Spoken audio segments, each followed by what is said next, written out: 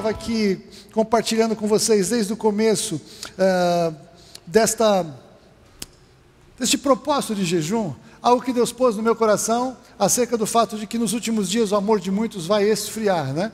Então, o que a palavra de Deus nos revela, na primeira ministração, está tudo no YouTube do ministério, assista depois, mas assim, o medo é um grande adversário do amor. O medo, ele oprime as pessoas. O medo, quem tem medo não é aperfeiçoado no amor, porque o medo produz tormento. E o diabo, ele trabalha muito com medos. O diabo trabalha muito de uma maneira a oprimir e paralisar pessoas através de medo. Medo é uma arma do inferno que faz inclusive gerar na vida daquele que acata o medo, o cumprimento como que profético do medo que a pessoa tem. É como se o medo pudesse e pode gerar fatos. O medo pode produzir realidades. Jó, ele diz, por exemplo, que o mal que eu temia, este me sobreveio.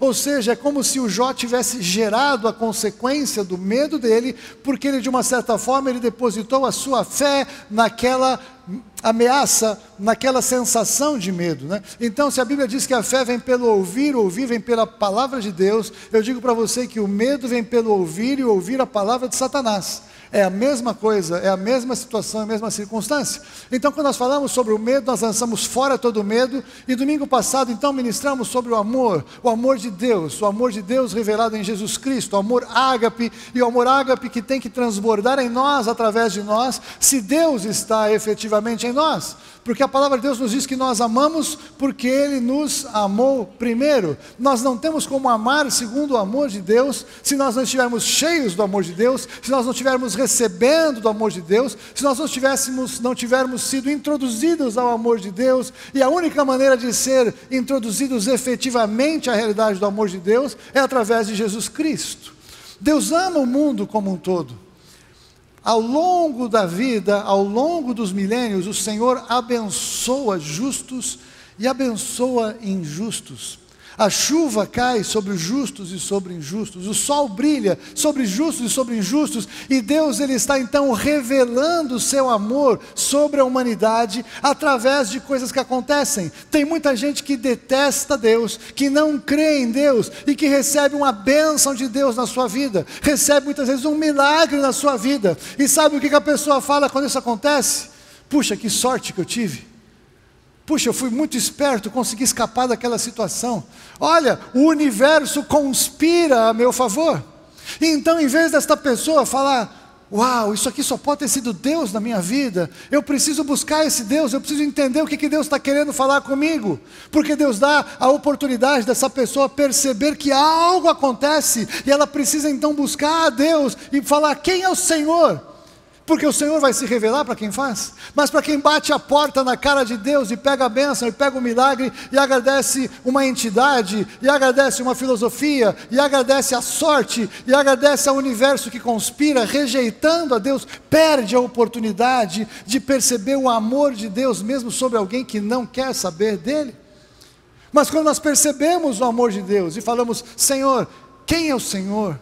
Aí Ele vai nos trazer alguém que vai pregar acerca de Jesus Cristo, porque não há outro acesso a Deus que não seja através de Jesus Cristo. É o único caminho, a única verdade, a única vida. Ele é a vida, Jesus é a vida. Não há acesso ao Pai se não for através dele.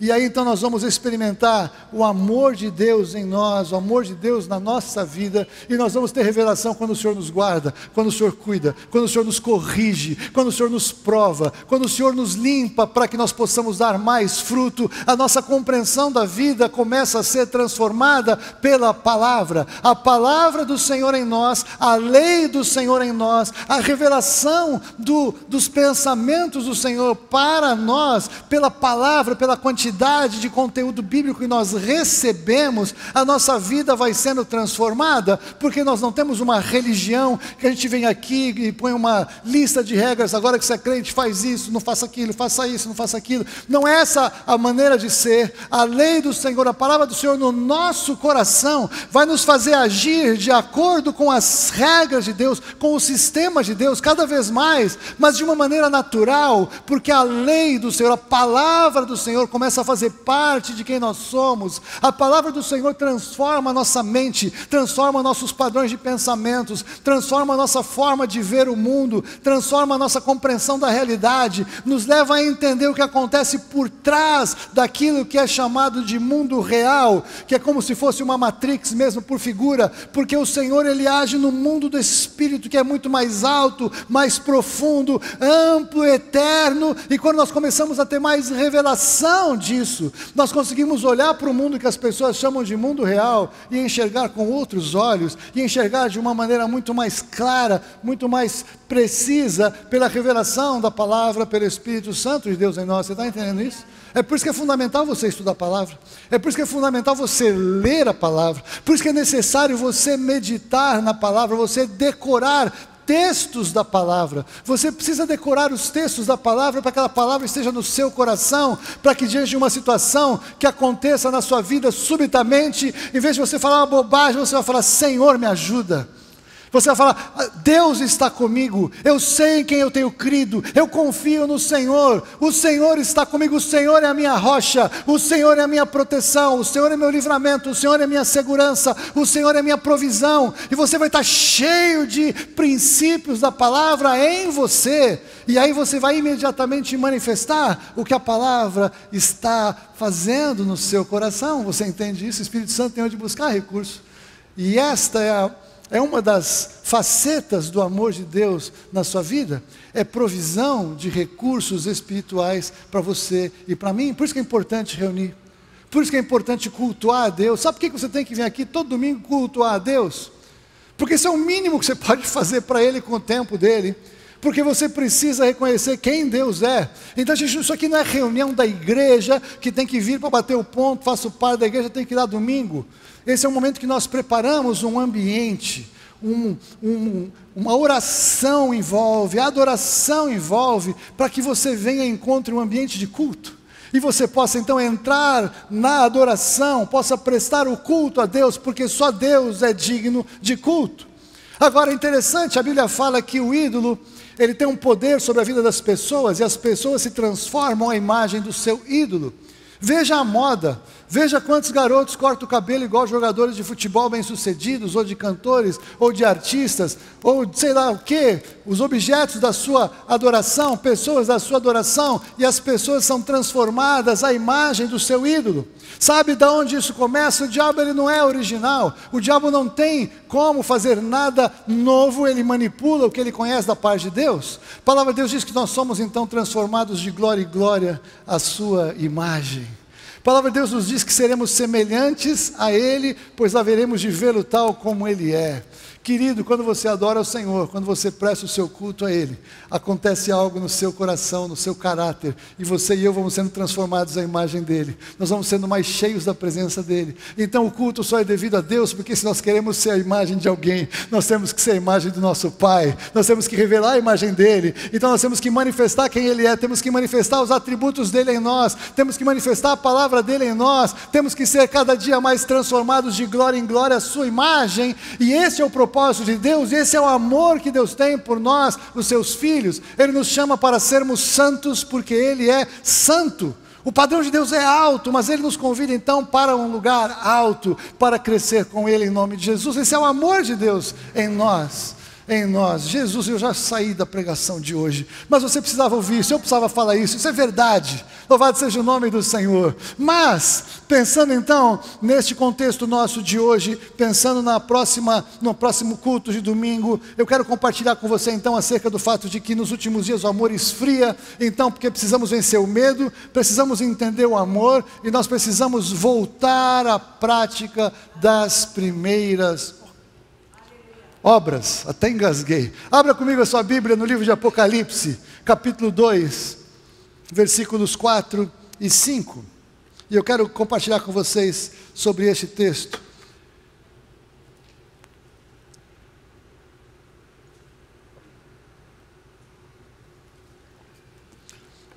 Apocalipse, capítulo 2, versículos 4 e 5. Eu quero que você entenda que você tem que amar as cartas de Paulo aos Coríntios, aos Gálatas, aos Colossenses, aos Tessalonicenses. Você tem que amar a carta de Tiago, a carta de Judas. Você tem que amar as cartas. Mas talvez você não saiba que no livro de Apocalipse tem as cartas de Jesus para a sua igreja. Aleluia. Você é a igreja de Jesus? Amém? Tem 7 cartas para você. Tem 7 conteúdos que o Senhor Jesus preparou para aquelas igrejas que existiram efetivamente na Ásia, né? Mais precisamente na Turquia, nos tempos em que em que João estava na ilha de Patmos. Ele escreveu: essas cartas são para nós.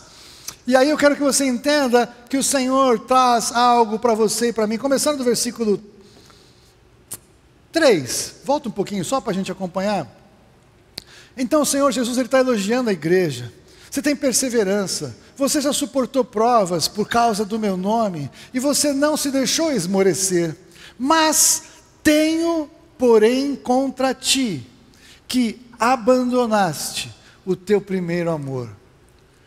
Aí o que o Senhor Jesus fala? Lembra-te, pois, de onde caíste, arrepende-te e volta à prática das primeiras obras. E eu vou parar aqui, sabe que eu vou parar aqui? Porque o Senhor Jesus deixa uma advertência e se não, se você não fizer isso, alguém de vocês quer desobedecer a Jesus? Então essa metade do versículo não preciso ler, amém? Estamos de acordo? Sim ou não? Alguns sim, outros não. Você está na dúvida, eu leio. Você prefere continuar? Bom, volta para o versículo 4, por favor, Marcão. Então, Alberto, Jesus, ele traz algo para a gente meditar nesse contexto que nós estamos vivendo. Tenho, porém, contra ti, que abandonaste o teu primeiro amor. E é interessante porque se a gente falar abandonar o primeiro amor, a gente pensa na banalização que a gente vê nos dias de hoje acerca do casamento, acerca da aliança, como nós vemos em Malaquias, a aliança com a mulher da sua mocidade. O Senhor Deus, Ele odeia o divórcio. O Senhor Deus, Ele detesta o divórcio.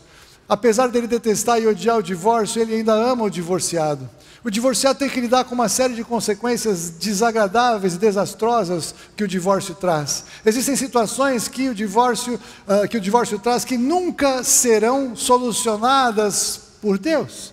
Mas por outro lado, o Senhor Deus, Ele pode trazer graça e misericórdia. Existem situações em que a Bíblia permite que haja divórcio por traições e algumas outras coisas. Eu não vou pregar sobre isso, mas eu quero dizer que quando a gente lê sobre abandonar o primeiro amor, muitas vezes parece que nós estamos falando de abandonar a primeira pessoa que você amou, o namorado ou a namorada, abandonar alguém. É claro que eu podia pregar nesse contexto, teria muitas coisas para falar, porque eu conheço as coisas boas, as coisas desagradáveis, mas eu estou dizendo para vocês o seguinte, que abandonar o primeiro amor, o Senhor Jesus está falando de uma relação de sentimentos, está falando de uma relação afetiva, está falando de uma relação de unidade. Ele está falando efetivamente de abandonar o amor ágape. Você abandonou o seu primeiro amor. E algumas vezes eu já vi gente pregar, e eu já preguei, mudei um pouco a minha maneira de entender. Abandonar o primeiro amor, a gente muitas vezes associa justamente ao fato de quando você está apaixonado, e você está com um namorado, uma namorada, e está aquelas borboletas no estômago, e você quer escrever cartinhas de amor, que agora no meu tempo a gente escrevia cartinha de amor. Agora não, você pega o Canva, você pega um aplicativo, faz uma montagem, edita foto, põe música, põe em 3D, já ainda abre uma holografia, né? Mudou a forma de mandar alguma coisa assim para alguém que você ama, no calor do início do relacionamento, né? Mas não é isso que o Senhor está falando. Volta ao princípio, volta ao começo de tudo. Você abandonou o seu primeiro amor. Se o Senhor estivesse falando de amor desta maneira que a gente acabou assimilando, como aquela que faz parte da nossa realidade nos nossos dias, eu podia falar desse jeito. Mas o Senhor Jesus, Ele começa a explicar o que Ele tem em mente, quando Ele quer dizer que você e eu abandonamos o nosso primeiro amor. Porque o Senhor não fala assim, você não se sente mais comigo como você se sentia. Você não fala mais o que você falava. Algumas vezes a palavra de Deus, o Senhor diz, o seu coração está longe de mim. Quantas vezes o Senhor falou isso para o povo, né? Com seus lábios me louvam, mas o seu coração está longe de mim. Eu quero enfatizar o que o Senhor Ele traz no contexto que Ele quer trabalhar hoje. Todas essas outras experiências com amor, elas são verdadeiras e têm fundamento bíblico, mas aqui, especificamente, o Senhor Ele não vai falar de sentimentos, mas Ele vai falar de atitudes. Porque eu compartilhei com vocês na semana passada, amor não é um sentimento. Amor, ele é uma decisão, uma atitude, e o sentimento vem depois da decisão, vem depois da atitude. Todas as coisas com Deus, elas têm fundamentos em palavra, em decisão, em obediência, e depois o Senhor trabalha as nossas emoções, depois o Senhor nos ajuda a vencer, ou nos ajuda a aprofundar os nossos sentimentos, mas o sentimento não é o fundamento do crente. O fundamento do crente é a palavra. A palavra é o alicerce, a palavra é o fundamento. Senão tem gente que um dia, eu sei que não aconteceu com vocês, mas já falaram comigo assim: puxa, Haroldo, eu estou me sentindo assim, que eu estou tão longe, eu estou sentindo, não estou nem me sentindo salvo, acho que Deus me abandonou. Aí chegou no outro dia seguinte: puxa, eu estou me sentindo tão salvo, tão poderoso, glória a Deus, não é? Qual é a diferença de uma para outra? Deus, ele estava perto, menos perto, longe, menos longe, amou mais, amou menos, nada muda.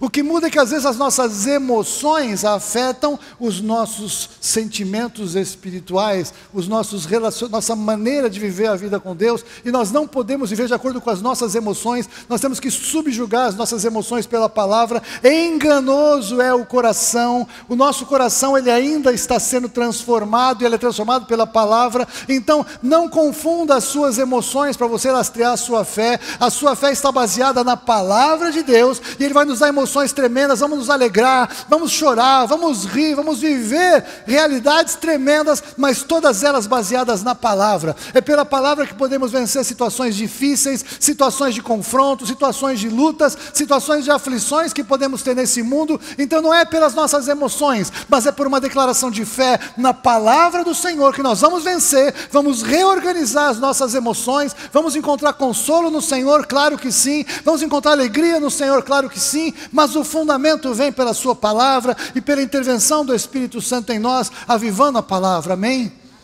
Glória a Deus. Então veja, o que o Senhor fala? Tenho, porém, contra ti que abandonaste o teu primeiro amor. Então você, espero que não, mas a pessoa que está percebendo, abandonou o primeiro amor. É uma decisão de sair do lugar onde está e viver uma realidade distante. Não é emoção, é um posicionamento. Nós como pastores, a gente tem a alegria de conhecer a carinha de todo mundo. Até agora, no começo das máscaras, tinha umas carinhas que eu olhava e não tinha certeza quem era. Agora já consigo identificar melhor até com as máscaras, não é? E uma coisa que a gente percebe é o seguinte: eu sei que tem gente que está no fundo, não é carapuça. Eu sei que estava cheio, você chegou nos últimos lugares.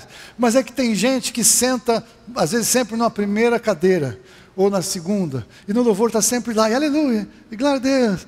Aí passa um tempo, você vê no meio, glória a Deus, aleluia. Aí às vezes já está no último, e quando todo mundo fica de pé, tenta ficar atrás de uma pessoa que está ali assim, e aí depois disso, para de vir. Por quê? Porque começa a abandonar o seu posicionamento diante do Senhor.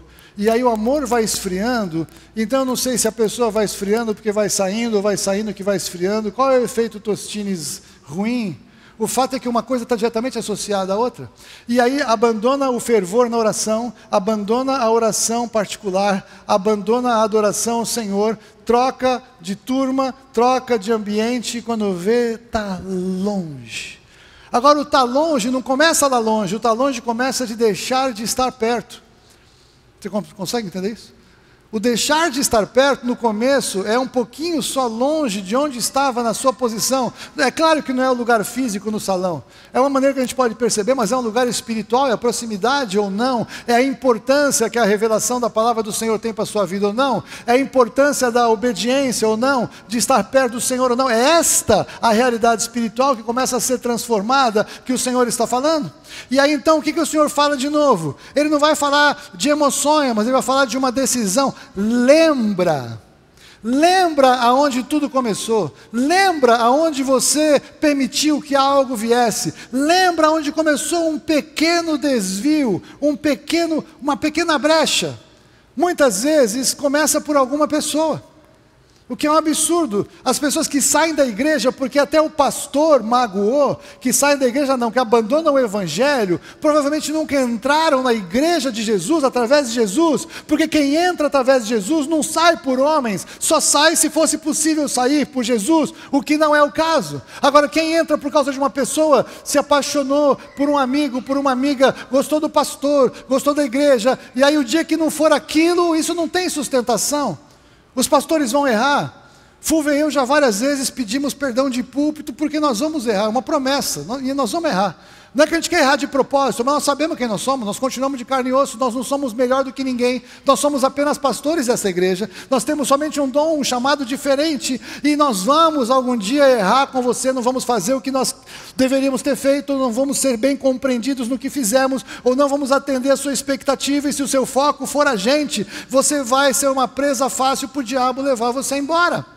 Mas o seu foco tem que ser Jesus, e você tem que ter alegria de reunir nesta igreja local, e você tem que achar a gente até que bonitinho e simpático, e ficar com a gente por esse motivo, mas você tem que estar aqui por causa de Jesus, e não por nossa causa, ou não por causa de alguém que serve, ou alguém que te trouxe. Você está entendendo isso em nome de Jesus?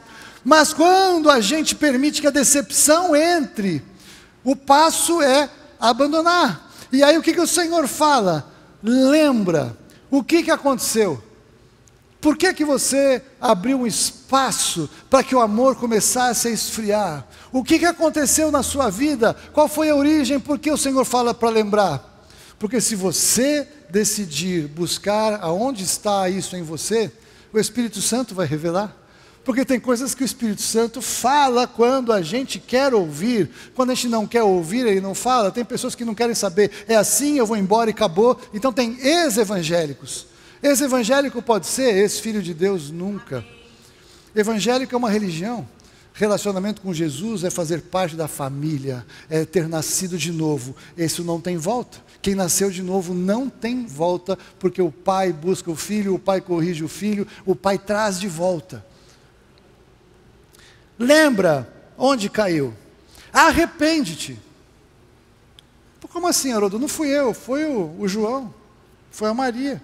Foi o pastor, ele que tem que se arrepender, não eu. Como é que Jesus fala para eu me arrepender se foi outra pessoa que me magoou, se foi outra pessoa que me fez me sentir desconfortável, se foi outra pessoa que pontinhos? É porque as pessoas fazem. Agora o que você faz com as pessoas fazem é uma decisão sua e não das pessoas. O Senhor sabe muito bem o que Ele está falando. Se algo te levou para longe dEle, desculpa, mas é pecado seu, mesmo que tenha sido pecado de outro. Mesmo que tenha sido uma tragédia pastoral, não importa o que aconteceu, que fez com que alguém se afastasse. O Senhor Jesus fala, lembra o que aconteceu, se arrepende e volta às primeiras obras. E é sobre isso que eu quero falar com você. Uma das maneiras, então, de nós não permitirmos o nosso amor de se esfriar, de nós não permitirmos o nosso amor de ficar assim, longe do primeiro amor, é voltar às primeiras obras. E agora eu quero falar sobre isso, porque esse é o foco da nossa conversa nessa manhã. O Senhor, Ele nos chama, então, para fazer algo para Ele. Amém? Está claro isso? Como é que a gente faz algo para o Senhor?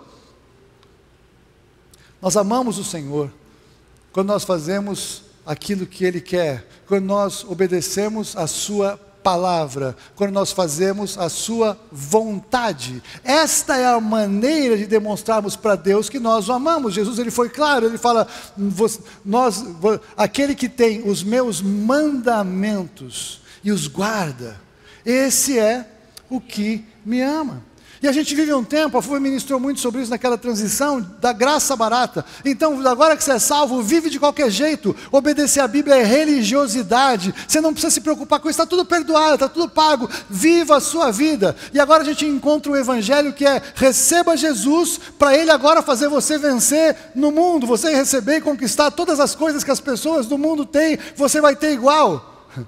Que loucura! O Senhor, Ele quer que a gente vença o mundo e que a gente receba o que vem dEle enquanto estamos no mundo, mas Ele quer que nós venhamos a ter um horizonte espiritual, eterno, que vai além de coisas passageiras deste mundo, além daquilo que é visível e real. O Senhor nos está chamando para uma dimensão de eternidade. O amor de Deus vai permanecer eternamente, em nome de Jesus. Uma das marcas do céu, Davi fala que no céu há delícias perpetuamente. A manifestação do amor de Deus no céu, a realidade celestial é permeada pela presença do Senhor e por aquilo que é eterno. O que nós fazemos aqui, ou como nós fazemos aqui, tem que ser com foco na eternidade. Os dons que o Senhor nos deu é para que nós tenhamos recursos no céu, tesouros no céu, e esses são aqueles que o Senhor nos chama a buscar, viver, investir o tempo e experimentar, conquistar para sempre. Então nós amamos ao Senhor quando nós fazemos a sua vontade. Mas tem um problema sério. Em 1 João capítulo 4, versículos 20 e 21.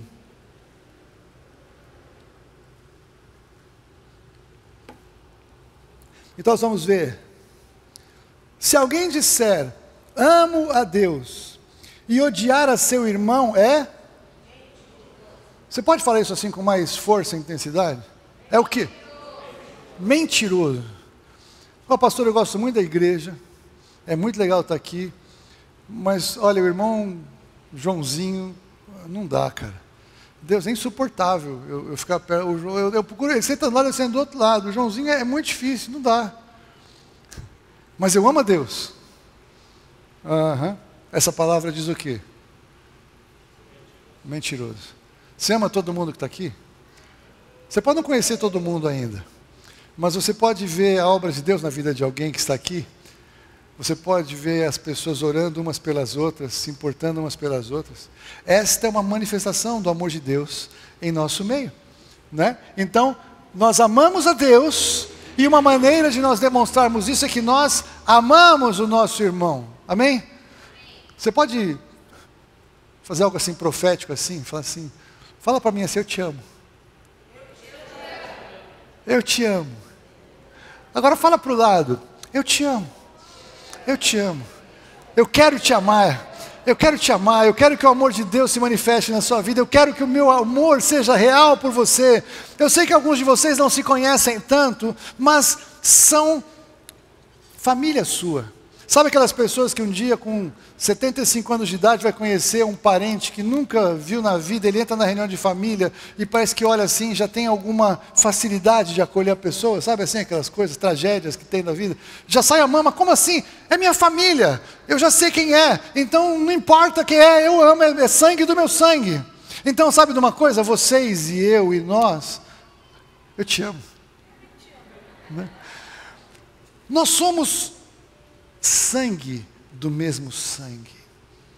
Nós temos o sangue de Jesus em nós. Nós somos a mesma família. Nós temos a mesma marca. Nós temos o mesmo DNA espiritual, porque o Senhor Ele está nos transformando. Lembra isso? Nós nascemos de novo, nós estamos sendo regenerados no Espírito, amém?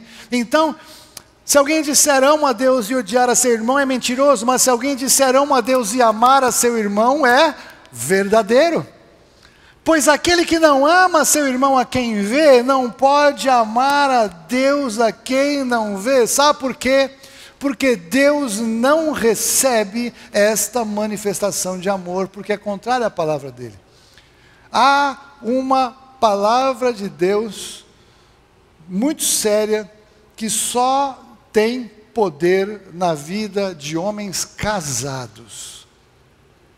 Tem um homem casado aqui? A palavra de Deus diz para você e para mim que Ele não quer ouvir a sua oração se você não trata a sua mulher como um vaso mais frágil. As orações ficam impedidas. Ele impede as orações, ele não ouve as orações. Aí tem muito homem que perde a vida espiritual, que estava cheio do Espírito na segunda-feira, porque foi no culto, estava maravilhoso, glória a Deus. Aí chega na terça-feira, dá uma trombada na mulher, na quarta-feira não se acerta, na quinta-feira continua, sexta-feira ele vai começar a lembrar, e tem culto, domingo vai querer orar a Deus, e perdeu a espiritualidade. Onde que eu perdi a espiritualidade? Deus, vai se arrepender primeiro, vai se reconciliar com a sua mulher, para que a sua oração volte a ser ouvida por Deus. Deus, ele bloqueia a oração, não vai rolar. Não adianta você ficar bravo comigo, está escrito, é texto literal, está lá em Pedro, depois a gente pode publicar aí, 1 Pedro 3, ela sabe de cor, é legal, porque...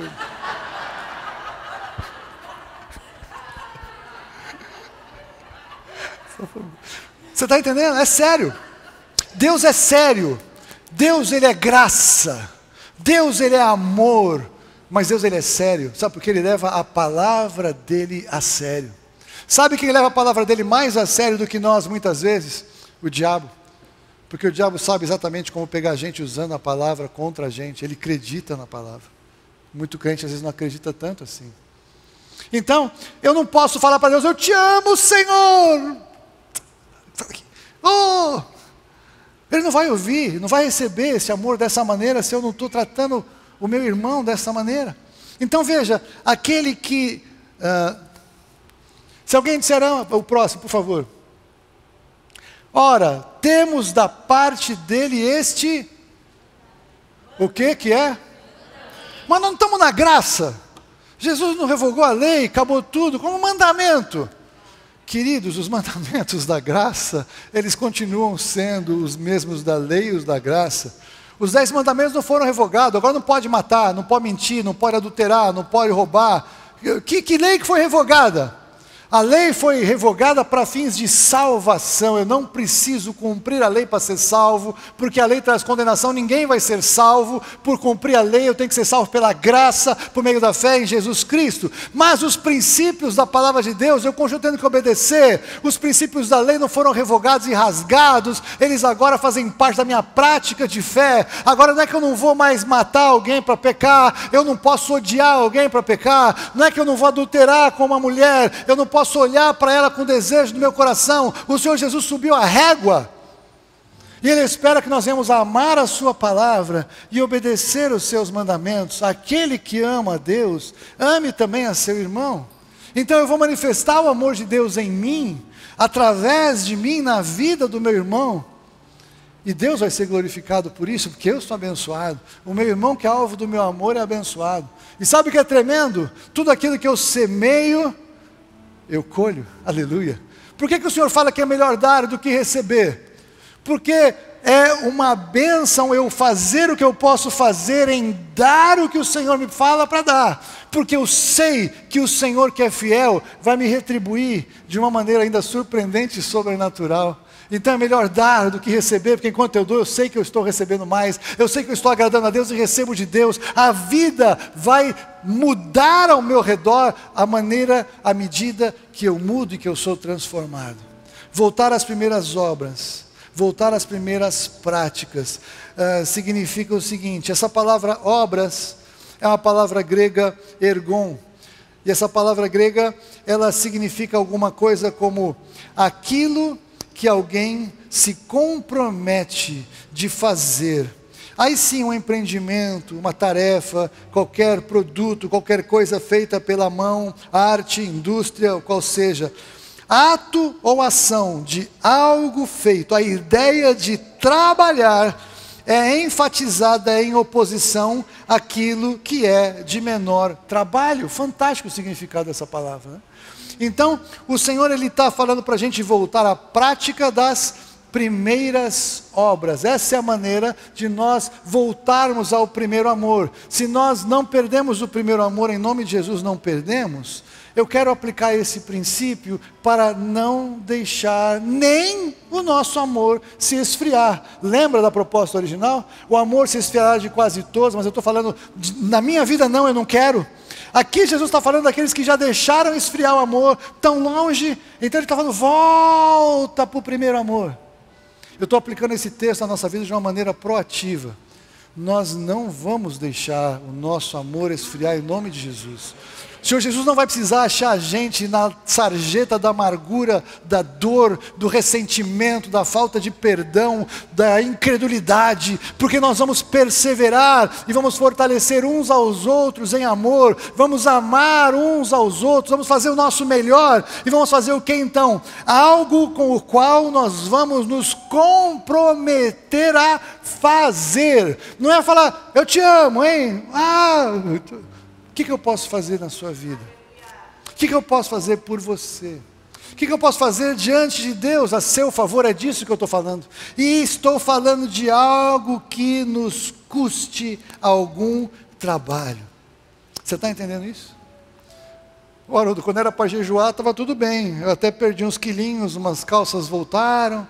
Está tudo legal, glória a Deus pelo jejum. Queridos, eu estou realmente querendo que a gente possa construir uma igreja que faça diferença no mundo em que nós vivemos. Nós não temos mais tanto tempo assim, eu louvo a Deus pelos améns, glória a Deus, não é? Nós estamos vivendo um tempo cada vez mais difícil do lado de fora, e vivendo dias difíceis do lado de dentro. A igreja está estranha, a tal ponto que Jesus, ele inspirou o autor de Hebreus, o Espírito Santo inspirou Pedro para dizer o quê? O juízo começa pela casa do Senhor. Sabia disso, não? O juízo dos últimos dias, ele não começa com os ímpios, ele começa pela casa do Senhor. O Senhor vai dar uma chacoalhada na sua casa, e se você ler as 7 cartas, você vê que ele fala algumas coisas sérias para as igrejas. Então, o que nós temos que fazer? Não importa os outros. Tem um monte de gente igual a gente, nós não somos uma única igreja, tem um monte de igreja, gente séria, gente buscando a Deus, e nós queremos fazer parte com esses, nós queremos ser nivelados por cima, nós queremos estar junto desses. Isso custa muitas vezes não ter, às vezes, um número X de coisas, mas nós vamos ter tudo o que Deus quer que a gente tenha e cumpra para este ministério local, para a sua vida, para o seu ministério, para o seu...